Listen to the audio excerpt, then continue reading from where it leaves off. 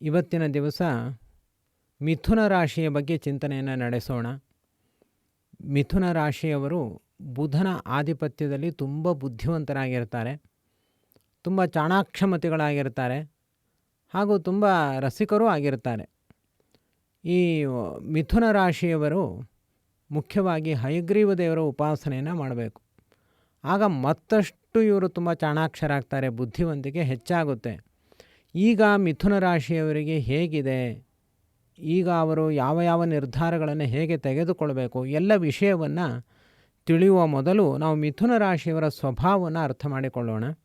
ಮೊದಲು ಅದನ್ನು ಶ್ಲೋಕದಲ್ಲಿ ಹೇಗೆ ಉಲ್ಲೇಖ ಮಾಡಿದ್ದಾರೆ.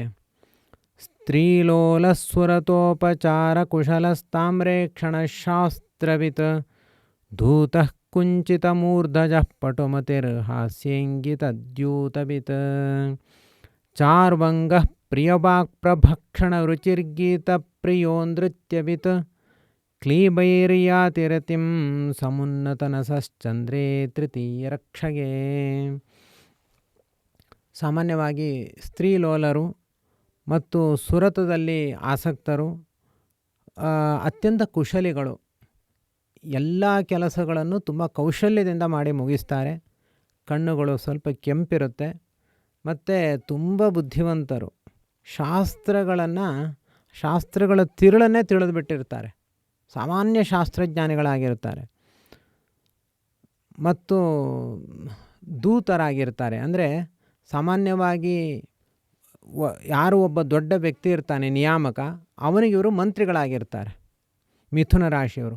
ಅಂದರೆ ಅವರಿಗೆ ಸರಿಯಾದ ಮಾರ್ಗದರ್ಶನವನ್ನು ನೀಡುವಂತಹ ಗೈಡ್ಲೈನರ್ ಆಗಿರ್ತಾರೆ.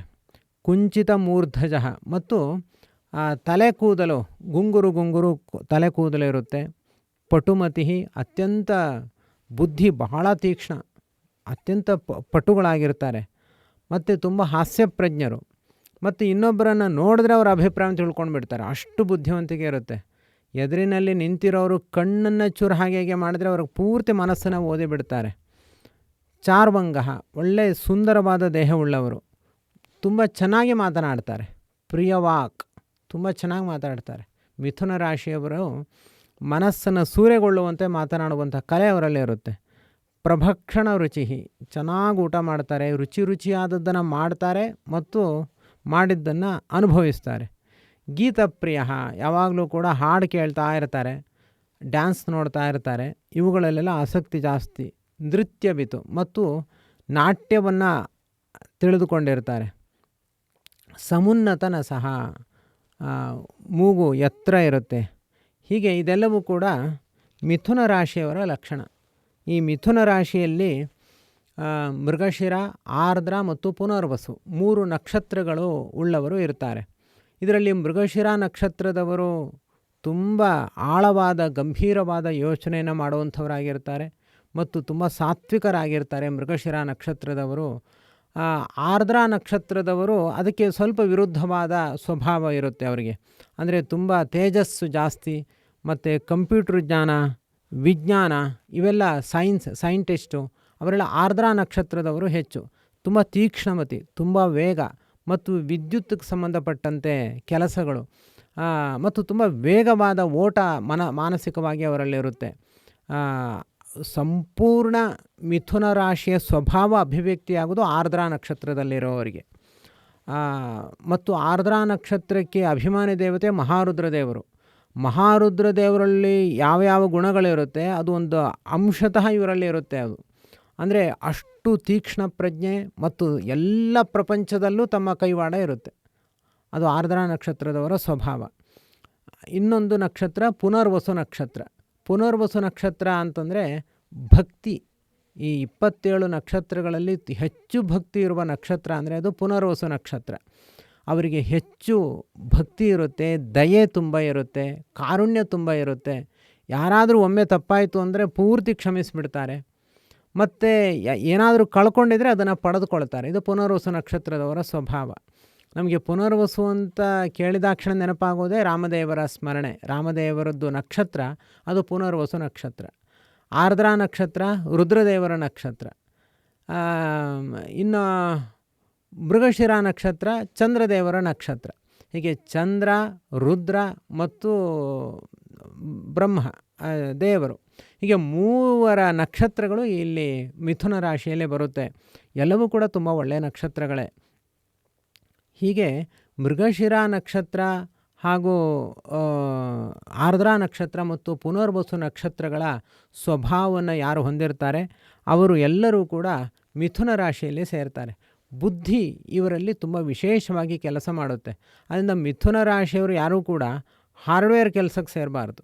ಅಂದರೆ ದೈಹಿಕವಾದ ಕೆಲಸವನ್ನು ನಾವು ಮಾಡ್ತೀವಿ ಅಂತ ಹೋದರೆ ಅವ್ರಿಗದು ಮ್ಯಾಚ್ ಆಗಲ್ಲ. ಬೌದ್ಧಿಕವಾದ ಕಾರ್ಯಗಳನ್ನೇ ಅವರು ಹೆಚ್ಚು ಮಾಡಬೇಕು. ಆಗ ಅವರು ತುಂಬ ಯಶಸ್ವಿಗಳಾಗ್ತಾರೆ, ತುಂಬ ಯಶಸ್ಸನ್ನು ಸಾಧಿಸ್ತಾರೆ. ಮತ್ತು ಯಾರ್ದು ಪುನರ್ವಸು ನಕ್ಷತ್ರವೋ ಅವರು ಶ್ರೀರಾಮ ಜಯ ರಾಮ ಜಯ ಜಯ ರಾಮ ಇದು ಅವರಿಗೆ ಸಿದ್ಧಿ ಮಂತ್ರ. ಇದನ್ನು ಅವರು ಹೇಳಿಕೊಂಡು ಕೆಲಸ ಮಾಡಿದ್ರೆ ಪೂರ್ಣ ಕೆಲಸ ಆಗುತ್ತೆ. ಅವರು ಒಮ್ಮೆ ಇದನ್ನು ಹೇಳಿಕೊಂಡ್ರೆ ಸಾಕು, ಅವರ ಕೆಲಸ ಆಯಿತು ಅಂತ ಅರ್ಥ. ಶ್ರೀರಾಮ ಜಯ ರಾಮ ಜಯ ಜಯ ರಾಮ. ಅಲ್ಲಿ ಹಿಂದಿಯಲ್ಲಿ ಶ್ರೀರಾಮ್ ಜಯ ಜಯ ರಾಮ್ ಅಂತಾರೆ. ಬೇಡ, ನಾವು ಕನ್ನಡಿಗರು ಶುದ್ಧವಾಗಿ ಸಂಸ್ಕೃತದಲ್ಲಿ ಶ್ರೀರಾಮ ಜಯ ರಾಮ. ಅದು ರಾಮ್ ಬೇರೆ, ರಾಮ ಬೇರೆ. ರಾಮ್ ಅಂತಂದರೆ ರಾಮ ಅನ್ನೋದು ರಾಮ್ ಎಂಬಲ್ಲಿ ಬರಲ್ಲ. ಅದು ಹಿಂದಿಲಿ ಏನೋ ಹಾಗೆ ಮಾಡ್ಕೊಳ್ತಾರೆ, ಆದರೆ ಸಂಸ್ಕೃತದಲ್ಲಿ ಹಾಗೆ ಬರಲ್ಲ. ಅದು ರಾಮ್ ಅನ್ನುವಂಥದ್ದು ರಾ ಮಾತ್ರ ಉಳಿಯುತ್ತೆ. ಅಲ್ಲಿ ಮಕಾರ ಲೋಪವೇ ಇಲ್ಲ, ಸಿಗೋದೇ ಇಲ್ಲ ನಮ್ಗೆ, ಹಾಗಾಗ್ಬಿಡುತ್ತೆ. ಆದ್ದರಿಂದ ಸ್ಪಷ್ಟವಾಗಿ ಶ್ರೀರಾಮ ಜಯ ರಾಮ ಜಯ ಜಯ ರಾಮ ಅದನ್ನೇ ಬೇಕಾದ್ರೆ ರಾಗ ಹಾಕ್ಕೊಂಡು ಹೇಳ್ಬೋದು. ಶ್ರೀರಾಮ ಜಯ ರಾಮ ಜಯ ಜಯ ರಾಮ ಹಾಗಬೇಕಾದ್ರೆ ರಾಗ ಹಾಕ್ಕೊಳ್ಬೋದು. ನನ್ನ ರಾಗ ಚೆನ್ನಾಗಿಲ್ಲ, ನೀವು ಇನ್ನೂ ಒಳ್ಳೆಯ ರಾಗದಲ್ಲಿ ಹಾಕಿಕೊಂಡು ಅದನ್ನು ಅದು ಯಾವಾಗಲೂ ಹೇಳ್ತಾ ಇದ್ದರೆ ಅದು ತುಂಬ ಬೇಗ ಸಿದ್ಧಿ ಆಗುತ್ತೆ. ಮತ್ತು ಅಯೋಧ್ಯೆ ಕ್ಷೇತ್ರಕ್ಕೆ ಒಮ್ಮೆ ಹೋಗಿ ರಾಮದೇವರ ದರ್ಶನ ಮಾಡಿ ಬನ್ನಿ. ನಿಮ್ಮ ಯಾವುದೇ ಕೆಲಸ ಇದ್ದರೂ ಕೂಡ ಅಯೋಧ್ಯೆಗೆ ಹೋಗಿ ಒಮ್ಮೆ ಬನ್ನಿ, ತುಂಬ ಬೇಗ ಕೆಲಸ ಆಗುತ್ತೆ. ಯಾರಿಗೆ ಪುನರ್ವಸು ನಕ್ಷತ್ರದವರು ರಾಮದೇವರನ್ನು ಯಾವಾಗಲೂ ಹೃದಯದಲ್ಲೇ ಧಾರಣೆ ಮಾಡಿಬಿಟ್ಟಿರಬೇಕು. ಮನೆಯಲ್ಲಿ ಒಂದು ರಾಮದೇವ್ರ ಫೋಟೋ ಹಾಕ್ಕೊಂಡಿರಲೇಬೇಕು. ಒಮ್ಮೆ ಆದರೂ ರಾಮಾಯಣವನ್ನು ಕೇಳಬೇಕು, ತುಂಬ ಅವರಿಗೆ ಶ್ರೇಯಸ್ಸಾಗುತ್ತೆ. ಅದರಂತೆ ಆರ್ದ್ರಾ ನಕ್ಷತ್ರದವರು ವಿಶೇಷವಾಗಿ ಪಾರ್ವತಿ ಕಲ್ಯಾಣ, ಏನು ಕೆಲಸ ಆದರೂ ಕೂಡ ಒಮ್ಮೆ ಪಾರ್ವತಿ ಕಲ್ಯಾಣ ಶ್ರವಣ. ಆವಾಗ ರುದ್ರದೇವರು, ಯಾಕೆಂದರೆ ಅವರು ಮನೆಯಲ್ಲಿರುವ ದೇವತೆಗಳವರೆಲ್ಲ. ಪುನರ್ವಸು ನಕ್ಷತ್ರದ ಮನೆ ದೇವರು ರಾಮದೇವರು, ಅಂದರೆ ನಿಮ್ಮ ಕುಲದೇವರು ಹೇಳ್ತಾ ಇಲ್ಲ ನಾನು, ನಿಮ್ಮ ನಕ್ಷತ್ರದ ಒಳಗಡೆ ಇರುವ ದೇವತೆಯವರು ಮಹಾದೇವರು. ಅದರಂತೆ ಮೃಗಶಿರ ನಕ್ಷತ್ರದವರು ಚಂದ್ರನನ್ನು ವಾಮನನನ್ನು ವಿಶೇಷವಾಗಿ ಆರಾಧನೆ ಮಾಡಬೇಕು. ಆಗ ಅವರಿಗೆ ತುಂಬ ಬೇಗ ಸಿದ್ಧಿಗಳು ಉಂಟಾಗುತ್ತೆ. ಇದೆಲ್ಲ ತುಂಬ ಒಳ್ಳೊಳ್ಳೆ ಟ್ರಿಕ್ಸ್ಗಳು, ಸಣ್ಣ ಟ್ರಿಕ್ಸು. ಕೆಲಸ ತುಂಬ ಪರ್ವತದಷ್ಟು ಬೇಗ ಅದು ಕೆಲಸ ಮಾಡುತ್ತೆ, ತುಂಬ ಹರಿತವಾಗಿ ಕೆಲಸ ಮಾಡುತ್ತೆ, ತುಂಬ ತೀಕ್ಷ್ಣವಾಗಿ, ತುಂಬ ವೇಗವಾಗಿ, ತುಂಬ ಫಲವತ್ತಾಗಿ ಕೆಲಸ ಮಾಡುತ್ತೆ. ಅಂಥ ಟ್ರಿಕ್ಸ್ಗಳನ್ನ ನಾನಿಲ್ಲಿ ಹೇಳ್ತಾ ಇರ್ತೇನೆ. ಆದ್ದರಿಂದ ಅದನ್ನು ನೀವು ಅರ್ಥ ಮಾಡಿಕೊಂಡು ಮಾಡಿದ್ರೆ ನಿಮ್ಗೆ ತುಂಬ ಚೆನ್ನಾಗಾಗುತ್ತೆ. ಈಗ ಸದ್ಯದಲ್ಲಿ ಮಿಥುನ ರಾಶಿಯವರಿಗೆ ಹೇಗಿದೆ? ಮಿಥುನ ರಾಶಿಯವರಿಗೆ ಈಗ ಹೇಳಲಿಕ್ಕುಂಟ ಯಾರಾದರೂ? ಯಾಕೆಂದರೆ 1 ವರ್ಷದಿಂದ ಜನ್ಮದಲ್ಲೇ ಗುರು ಇದ್ದಾನೆ. ಮಿಥುನ ರಾಶಿಯವರಿಗೆ ಇರುವ ಗುರುಬಲ 12 ರಾಶಿಯಲ್ಲಿ ಬೇರೆ ಯಾರಿಗೂ ಇಲ್ಲ. ಯಾಕೆಂದರೆ 1 ವರ್ಷ ಅವರ ಮನೆಯಲ್ಲೇ ಗುರು ಇದ್ದಾನೆ. ಇಲ್ಲಿ ರಾಮದೇವರಿದ್ದಾರೆ, ರುದ್ರದೇವರಿದ್ದಾರೆ, ಚಂದ್ರದೇವರಿದ್ದಾರೆ, ಜೊತೆಯಲ್ಲಿ ಬೃಹಸ್ಪತ್ಯಾಚಾರ್ಯರು ಬಂದಿದ್ದಾರೆ. ಹೀಗೆ ಒಂದೇ ಮನೆಯಲ್ಲಿ ಎಲ್ಲರೂ ಸಾತ್ವಿಕರು ಸಜ್ಜನರು ಎಲ್ಲರೂ ಕೂತು ಇವರು ಮೂವರಿಗೆ ತುಂಬ ಒಳ್ಳೆಯದನ್ನು ಮಾಡ್ತಾ ಇದ್ದಾರೆ. ಮೃಗಶಿರ ಆರ್ದ್ರ ಪುನರ್ವಸು ಅವರಿಗೆ ತುಂಬ ಒಳ್ಳೆಯದನ್ನು ಮಾಡ್ತಾರೆ. ಪುನಃ ವಸು, ನೀವು ದೇವರಲ್ಲಿ ಭಕ್ತಿ ಶ್ರದ್ಧೆಗಳನ್ನು ಹೊಂದಿ ನಾನು ಹೇಳಿದಂತೆ ನೀವು ಮುಂದುವರೆದ್ರೆ ನಿಮಗೆ ಜೂನ್ ತಿಂಗಳ ಒಳಗಡೆ ನೀವು ಅಂದುಕೊಂಡಿದ್ದೆಲ್ಲವೂ ಕೂಡ ಆಗುತ್ತೆ. ಮತ್ತು ಇನ್ನೂ ಒಂದು ನಿಮಗೆ ಅಧಿಕಸ್ಯ ಅಧಿಕಂ ಫಲಂ ಅಂತ, ಚಿನ್ನ ಸಿಕ್ಕವರಿಗೆ ರತ್ನಗಳನ್ನು ಕೊಟ್ಟಂತೆ 11ನೆಯ ಮನೆಯಲ್ಲಿ ರವಿ ಉಚ್ಚಕ್ಕೆ ಬಂದಿದ್ದಾನೆ. ಮತ್ತು ಬುಧ ಕೂಡ ಉಚ್ಚ ಸ್ಥಾನದಲ್ಲಿದ್ದಾನೆ. ಅಂದರೆ ರಾಶಿಯ ಅಧಿಪತಿ ಬುಧ 11ನೇ ಮನೆಯಲ್ಲಿ ಬಾವುಟ ಹಿಡಿದು ವಿರಾಜಮಾನನಾಗಿದ್ದಾನೆ. ನಾನಿದ್ದೀನಿ, ನೀನು ಏನು ಬೇಕಾದರೆ ಮಾಡು ಅಂತ, ನಿನ್ನನ್ನು ನೆಲ ಕಚ್ಚಲಿಕ್ಕೆ ನಾನು ಬಿಡೋಲ್ಲ ಅಂತ ಬಾವುಟ ಹಾರಿಸ್ತಾ ಇದ್ದಾನೆ ಬುಧ. ಅದನ್ನು ಬುಧಾದಿತ್ಯ ಯೋಗ ಅಂತ ಕರೀತಾರೆ. ಅದು ಮಿಥುನ ರಾಶಿಯವರಿಗೆ ಮಾತ್ರ ಈ ಅವಕಾಶ. 12 ರಾಶಿಗಳಲ್ಲಿ ಬೇರೆ ಯಾರಿಗೂ ಇಂಥ ಅವಕಾಶ ಇಲ್ಲ. ಹೀಗೆ ಬುಧಾದಿತ್ಯ ಯೋಗದ ಅಹಂಕಾರ ಮಿಥುನ ರಾಶಿಯವರಿಗೆ. ಅದರಲ್ಲೂ ರವಿ ಉಚ್ಚ ಸ್ಥಾನದಲ್ಲಿದ್ದಾನೆ ಈ ತಿಂಗಳು. ಮತ್ತು ಶುಕ್ರನ ಬಲ ಸ್ವಲ್ಪ ಕಡಿಮೆ ಇದೆ, ತೊಂದರೆ ಇಲ್ಲ. ಶುಕ್ರ ಮತ್ತೆ ತನ್ನ ಮನೆಗೆ ಬರ್ತಾನೆ. ಉಳಿದಂತೆ ಇವರಿಗೆ ರಾಹು 3ನೇ ಮನೆಯಲ್ಲಿ ಇರೋದರಿಂದಾಗಿ ರಾಹು ದೋಷ ಕೂಡ ಇಲ್ಲ. 10ನೇ ಮನೆಯಲ್ಲಿ ಅಂದರೆ ಕರ್ಮಸ್ಥಾನದಲ್ಲಿ ಶನಿ ಇದ್ದಾನೆ. ಅದು ಕೂಡ ಏನೋ ಸಮಸ್ಯೆ ಇಲ್ಲ, ಅಷ್ಟೇನು ದೊಡ್ಡ ಸಮಸ್ಯೆ ಇಲ್ಲ. ಶನಿ ಬಾಧೆ ಶನಿ ದೋಷ ಯಾವುದೂ ಏನೋ ಅಂಥದ್ದೇನು ಕಾಣಿಸಲ್ಲ. ಸಾಮಾನ್ಯ ಯಾವುದಾದ್ರೂ ಕೆಲಸಕ್ಕೆ ಕೈ ಹಾಕಿದ್ರೆ ಸ್ವಲ್ಪ ಮಂದಗತಿಯೆಲ್ಲ ಆಗುತ್ತೆ ಅಷ್ಟೇ. ಆದರೆ ಗುರು ಅನುಗ್ರಹ ಇರೋದರಿಂದಾಗಿ ಹೇಳಿದ್ದೆಲ್ಲ ಆಗುತ್ತೆ. ಇನ್ನು ಜೂನ್ ತಿಂಗಳ ಆದಮೇಲೆ ಧನಸ್ಥಾನಕ್ಕೆ ಧನದ ಮನೆಗೆ, ಹಣದ ಮನೆಗೆ ಗುರು ಉಚ್ಚಕ್ಕೆ ಬರ್ತಾನೆ ಕರ್ಕಾಟಕಕ್ಕೆ. ಅದು ಕೂಡ ಒಳ್ಳೆಯದೇ. ಅದರಲ್ಲೂ ಕೂಡ ಪುನರ್ವಸು ನಕ್ಷತ್ರಕ್ಕೆ ಏನೋ ಕರ್ಕಾಟಕ ರಾಶಿ ಏನು ಹೊಸತಲ್ಲ. ಯಾಕೆಂದರೆ ಶ್ರೀರಾಮದೇವರ ರಾಶಿ ಕರ್ಕಾಟಕ ರಾಶಿ, ಪುನರ್ವಸು ನಕ್ಷತ್ರ ಎರಡೂ ರಾಶಿಗೆ ಹಂಚ್ಕೊಂಡಿರುತ್ತೆ. ಆದ್ದರಿಂದ ಅವ್ರಿಗೆ ಅಷ್ಟು ಏನೂ ಸಮಸ್ಯೆ ಆಗಲ್ಲ. ಸಮಸ್ಯೆ ಆಗೋದು ಸ್ವಲ್ಪ ಅಂತಂದರೆ ಇವರಿಗೆ ಪುನರ್ವಸು ಇದು ಮೃಗಶಿರ ನಕ್ಷತ್ರದವ್ರಿಗೆ ಅಷ್ಟೇ. ಆದ್ದರಿಂದ ಅದು ಏನು ಹೆಚ್ಚಿನ ಸಮಸ್ಯೆ ಏನೂ ಇಲ್ಲ. ದ್ವಿತೀಯ ಸ್ಥಾನದಲ್ಲಿ ಗುರು ಬರೋದು ಏನೋ ದೊಡ್ಡ ಸಮಸ್ಯೆ ಏನೂ ಅಲ್ಲ. ಹಣ ಬರುತ್ತೆ, ಒಳ್ಳೆಯ ವಾಕ್ಪಟುತ್ವ ಬರುತ್ತೆ. ಅದರಿಂದ ಸದ್ಯದ ಸ್ಥಿತಿಯಲ್ಲಿ ಇವರಿಗೆ ಯಾವ ಸಮಸ್ಯೆಗಳು ಕೂಡ ಮಿಥುನ ರಾಶಿಯವರಿಗೆ ಕಾಣಿಸೋಲ್ಲ. ರಾಹು ಚೆನ್ನಾಗಿದ್ದಾನೆ, ಶನಿ ಪರವಾಗಿಲ್ಲ, ಮತ್ತು ರವಿ ಮತ್ತು ಆದಿತ್ಯ ಇಬ್ಬರೂ ಕೂಡ ಚೆನ್ನಾಗಿದ್ದಾರೆ. ಅದನ್ನ ನೀವು ಏನು ಮಾಡಿದ್ರೂ ಕೂಡ ಬುದ್ಧಿಶಕ್ತಿನ ಉಪಯೋಗಿಸಿಕೊಂಡು ಚೆನ್ನಾಗಿ ಮಾಡಿ. ಮತ್ತು ನಿಮಗೆ ಇನ್ನಷ್ಟು ಬುದ್ಧಿಶಕ್ತಿಯ ಚಾಣಾಕ್ಷತನ ಬೇಕು ಅಂತಂದರೆ ನಾನೊಂದು ಶ್ಲೋಕ ಹೇಳ್ತೀನಿ, ಅದನ್ನು ಹಗಲು ರಾತ್ರಿ ಹೇಳಿಕೊಳ್ಳಿ, ನಿಮಗೆ ತುಂಬ ಒಳ್ಳೆಯದಾಗುತ್ತೆ. ಹಯಗ್ರೀವ ಹಯಗ್ರೀವ ಹಯಗ್ರೀವೇತಿ ವಾದಿನಂ ನರಂ ಮುಂಚಂತಿ ಪಾಪಾನಿ ದರಿದ್ರಮಿವ ಯೋಷಿತಃ. ಅದು ಮೊದಲನೇ ಶ್ಲೋಕ. ಹಯಗ್ರೀವ ಹಯಗ್ರೀವ ಹಯಗ್ರೀವೇತಿ ಯೋ ವದೇತ್ ತಸ್ಯ ನಿಸ್ಸರತೆ ವಾಣಿ ಜಹ್ನು ಕನ್ಯಾ ಪ್ರವಾಹವತು. ಎರಡನೇ ಶ್ಲೋಕ. ಹಯಗ್ರೀವ ಹಯಗ್ರೀವ ಹಯಗ್ರೀವೇತಿ ವಾದಿನಂ ನರಂ ಮುಂಚಂತಿ ಪಾಪಾನಿ ದರಿದ್ರಮಿವ ಯೋಷಿತಃ. ಇನ್ನೊಂದು ಶ್ಲೋಕ ಇದೆ. ಹಯಗ್ರೀವ ಹಯಗ್ರೀವ ಹಯಗ್ರೀವೇತಿ ಯೋಧ್ವನಿ ವಿಶೋಭತೆ ಚ ವೈಕುಂಠ ಕವಾಟೋದ್ಘಾಟನ ಕ್ಷಮಃ ಅಂತ.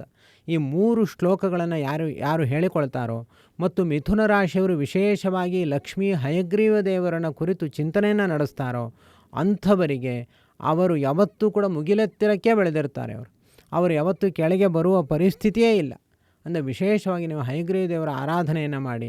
ಮತ್ತು ಬುಧ ನಮ್ಮ ಶರೀರದಲ್ಲಿ ಮನಸ್ಸಿಗೆ ಅಭಿಮಾನಿ ದೇವತೆ. ನಮ್ಮ ಈ ದೇಹವನ್ನು ನಡೆಸ್ತಾ ಇರೋದು ಯಾರು? ಮನಸ್ಸು ಹೇಳಿದಂತೆ 10 ಇಂದ್ರಿಯಗಳು ಕೇಳುತ್ತೆ. ಮನಸ್ಸು ಹೇಳಿದಂತೆ ಈ ದೇಹ ಕೆಲಸವನ್ನು ಮಾಡುತ್ತೆ. ಆದ್ದರಿಂದ ಇದರ ಯಜಮಾನ ಮನಸ್ಸು. ಆ ಮನಸ್ಸಿಗೆ ಅಭಿಮಾನಿ ದೇವತೆ ಬುಧ. ಉಳಿದ ಗ್ರಹಗಳು ಬೇರೆ ಬೇರೆ ಹೃದಯಾದಿ ಅಂಗಾಂಗಗಳಿಗೆ ಅಭಿಮಾನಿಗಳು. ಆದರೆ ಬುಧ ಮನಸ್ಸಿನ ದೇವತೆ. ಆದ್ದರಿಂದ ಮತ್ತು ನಿಯಾಮಕ ರೂಪ ಅದು ಹಯಗ್ರೀವ ರೂಪ. ಅದನ್ನು ಇಂತಹ ಶ್ರೇಷ್ಠವಾದ ಮಿಥುನ ರಾಶಿಯಲ್ಲಿ ಹುಟ್ಟಿರುವಂಥದ್ದು ಅದು ಕೇವಲ ಒಂದು ಈ ಹಿಂದಿನ ಜನ್ಮದ ಸುಕೃತ ಎಂದು ಭಾವಿಸಿ. ಏನಂದರೆ ಕಷ್ಟ ಬಂದಾಗ ಮಾತ್ರ ನಾವು ದೇವರ ಬಳಿ ಹೋಗೋದು ಅಂತಲ್ಲ. ನಮಗೆ ದೇವರು ಕೊಟ್ಟಾಗ ಅದಕ್ಕೆ ಮತ್ತಷ್ಟು ಕೃತಜ್ಞತೆಯನ್ನು ಸಲ್ಲಿಸಬೇಕು ಒಂದು. ಇನ್ನು ಮಿಥುನ ರಾಶಿಯಲ್ಲಿ ನಿಮ್ಮ ಜನ್ಮ ಕುಂಡಲಿಯಲ್ಲಿ ಏನಾದರೂ ವ್ಯತ್ಯಾಸ ಇತ್ತು ಅಂತಂದರೆ ನಿಮಗೆ ಏನಾದರೂ ಕಷ್ಟ ನಷ್ಟಗಳು ಬಂದಿರುತ್ತೆ. ಇಲ್ಲಿ ಹೇಳಿರುವಂಥದ್ದು ಕೇವಲ ಗೋಚಾರವನ್ನು ಉಲ್ಲೇಖಿಸಿ. ಇಷ್ಟಾದರೂ ಕೂಡ ನಿಮಗೆ ವೈಯಕ್ತಿಕ ಸಮಸ್ಯೆಗಳು ನಾನು ಹೇಳಿದ್ದಕ್ಕಿಂತ ವಿಭಿನ್ನವಾದ ಸಮಸ್ಯೆಗಳಿದೆ ಅಂದರೆ ಅದು ವೈಯಕ್ತಿಕ ಜಾತಕದಲ್ಲಿ ಸಮಸ್ಯೆ ಇರುತ್ತೆ. ಆಗ ನೀವು ತುಂಬ ಸುಲಭ ಪರಿಹಾರ. ಅಕ್ಷಯ ತೃತೀಯ ದಿವಸ ನೀವು ಶ್ರೀಕರ ನಾರಾಯಣ ದೇವರಿಗೆ ಒಂದು ಸೇವೆಯನ್ನು ಮಾಡಿಸಿದ್ರೆ ನಿಮಗೆ ಅದು ಕೂಡ ಪರಿಹಾರ ಆಗುತ್ತೆ ಒಂದು.